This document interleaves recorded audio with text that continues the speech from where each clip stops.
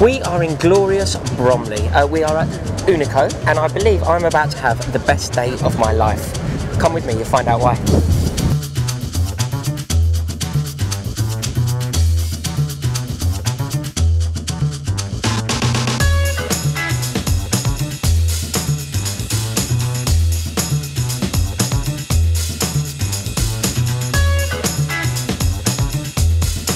Welcome to the Chelsea Fans Channel. I am living my dream. I'm sitting here with the great Gianfranco Zola. We are at a new bar. Thank you. It really is an honour. We are at Unico, which is Gianfranco's new bar in Bromley. It's a gelato and coffee shop. Yeah, it's gelato and we make a coffee as well. Yeah, some hot chocolate and some cakes and a little bit of everything. But I'm not the only one. I'm not the owner. I'm one of the owners. Oh, it's incredible, and you have a real passion for gelato. Yeah, believe it or not, the main reason why we put this shop here is because we were fed up of traveling to Bologna every time to have a proper ice cream. I think it's cheaper to come here and put it. But I'm an ice cream lover, a really ice cream lover. So that's the main reason why I did it. Oh, it's incredible. It's for us. I'll certainly be here. Any Chelsea fans, get down to Bromley. It's 2 seconds away from the station, so come and try it out. It's a really beautiful shop. So Gianfranco, what do you make of Chelsea's season so far? It hasn't been ideal, has it? No, he hasn't been good so far. I'm surprised, to be honest, because after last year I was expecting them at least to maintain the same standard.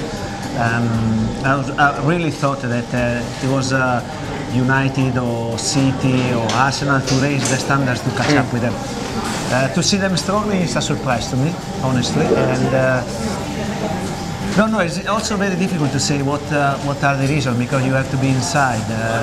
The last game, for example, the Stoke, I think summarized a lot, because they played a good game. They were very unlucky not to come out to the result. But this is the moment, unfortunately. I agree.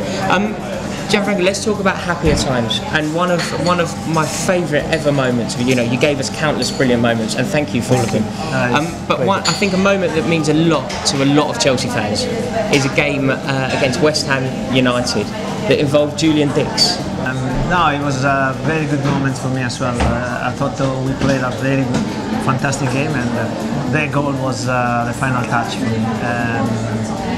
I know that I risk a lot because Julian Dix normally doesn't allow that to opposition to do that, but it was a good goal, really good, and he's still looking for you. He's still running around Stamford Bridge looking for you. Yeah, no, he was looking for me afterwards as well. Do you know the words? We were at West Ham recently. We lost the game, sadly, but the whole of the Chelsea end, in the away section, was singing a song about that. Do you know? I didn't know that. The song goes, and if you want to know about taking the piss, go down to West Ham and ask Julian Dix about Zola. Next time you'll have to come. You can sing along to your own song. No, I didn't know about that. It's a pleasure. I mean, it's one of the good moments. The first year at Chelsea was incredible, and I think one of the topics was also scoring that goal against West Ham. Yeah, it was truly brilliant. Another fantastic moment, and this is another one that will live with me forever, was when we went to Highbury to play Wimbledon in the FA Cup semi-final. It was the most incredible, audacious goal I think I'd ever seen at the time. I was only young. I was in the clock end, and it was truly brilliant. No, it was. I tried to be unpredictable because it's one of those things you never try, but then on the game, off the cuff, you want to do something different. I was going across from right to left, and I was going towards the edge of the box, and Roberto placed me a good ball, and I think the only way to lose my marker was to turn around and to try a trick, and he worked it out very well. I think it's the best moment, I believe, is been anyway after that I twisted and I turned around to place the ball and not just go for power. That was what made me score. It was so good. Thank you so much for that. You've obviously had the fortune of playing with some fantastic football players in your career. Diego Maradona being one of them. If Diego Maradona is obviously a fantastic player, but he may not have been the player that you enjoyed playing with the most. So can we play a game? It's Maradona or someone else. Well, right. So I'm going to say a player, and you tell me whether it's Maradona or the other person. So we'll go Maradona or Michael Dubry. Maradona. Maradona or Mark Hughes. That's a very good one.